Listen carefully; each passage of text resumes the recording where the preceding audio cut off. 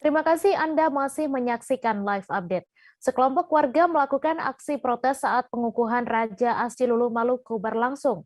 Atas terjadinya kegaduhan tersebut, Ketua Panitia Pengukuhan Adat Upulatu Negeri Asilulu Maluku, Muhammad Bahrum, menyampaikan permohonan maaf. Untuk info selengkapnya akan disampaikan rekan jurnalis Tribun Ambon, Dedi Aziz, yang kini sudah terhubung bersama kami. Halo, Dedi. Ya, halo Mei. Ya, Dedi, silakan dengan informasi Anda apa yang menjadi penyebab kegaduhan yang terjadi pada pengukuhan Raja di Asilulu ini? Ya, terima kasih Mei dan Tribuners.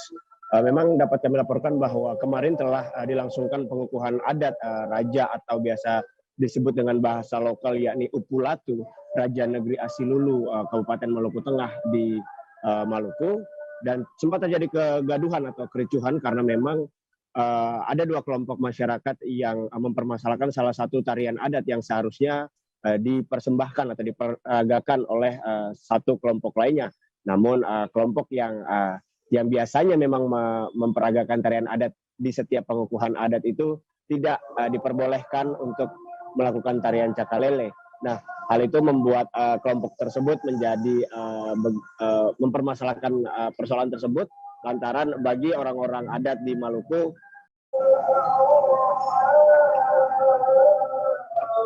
ya ya, Mei dan Tribuners, mohon maaf tadi ada kesalahan jaringan sedikit. Saya lanjutkan. Permasalahan yang terjadi antara dua kelompok tersebut memang disebabkan oleh tarian adat yang seharusnya diperagakan oleh satu kelompok, sementara satu kelompok lainnya juga ingin atau berkeinginan untuk melangsungkan tarian adat tersebut. Hal itu memang membuat kelompok lainnya marah dan membuat sedikit kegaduhan dalam acara tersebut. Begitu, Mei. Iya, kemudian di tengah kegaduhan tersebut, bagaimana prosesi pengukuhan adat itu berlangsung? Iya, memang sebelumnya dapat dilaporkan bahwa seharusnya sesuai jadwal acara pengukuhan adat sudah dimulai pukul 8 waktu Indonesia Timur, namun karena ada kegaduhan, acara pengukuhan baru bisa dimulai pukul 12 waktu Indonesia Timur. Namun hal itu tidak membuat kegaduhan yang dibuat itu menjadi redam begitu maksud kami. Di tengah-tengah kegaduhan, acara pengukuhan pun masih dilakukan. Pertama-tama Raja melakukan prosesi penyerahan mahkota dari permaisuri sebelumnya. Mahkota berwarna emas dan berbentuk 3 susun diserahkan kepada Raja yang baru. Kemudian Raja melakukan prosesi pemotongan ayam sebagai keabsahan dikukuhkannya Raja tersebut. Kemudian Raja dibawa menuju masjid dan melakukan sholat sunnah 2 rakaat. Kemudian Raja dibawa ke dalam bahasa kerennya mungkin ini ya istana atau rumah raja atau yang biasa disebut masyarakat lokal itu rumah batu. Di rumah batu Raja juga dilayani dengan diberi makan, diberi minum, dibaringkan, kemudian dibangunkan dan terakhir diisi dengan pembacaan doa. Nah, sepanjang acara itu berlangsung memang kegaduhan masih terjadi di luar wilayah acara, begitu Mei. Ya, kemudian terkait kegaduhan yang terjadi, bagaimana kemudian tanggapan dari panitia penyelenggara? Ya, kemarin kami sudah melakukan wawancara juga dengan salah satu tokoh adat sekaligus juga ketua panitia dari acara pengukuhan adat di negeri Asilulu atau desa Asilulu.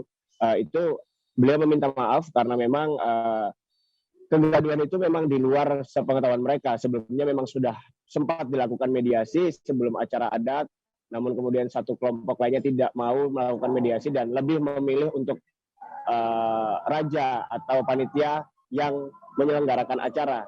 Namun hingga di hari H kemarin memang terjadi kegaduhan seperti itu. Begitu, Mei. Ya, kemudian Dedi, apa hal menarik saat pengukuhan adat Raja Asilulu ini? Ya, Mei, Maluku menjadi salah satu laboratorium untuk melihat bagaimana Indonesia dalam skala kecil, di mana di Maluku ini ada kerajaan-kerajaan atau biasa disebut dengan negeri raja-raja. Bahkan kemarin saya juga sempat kaget juga karena memang kemarin itu ada sajian tari ronggeng, yang kita tahu tari ronggeng ini dari Jawa Barat di Maluku.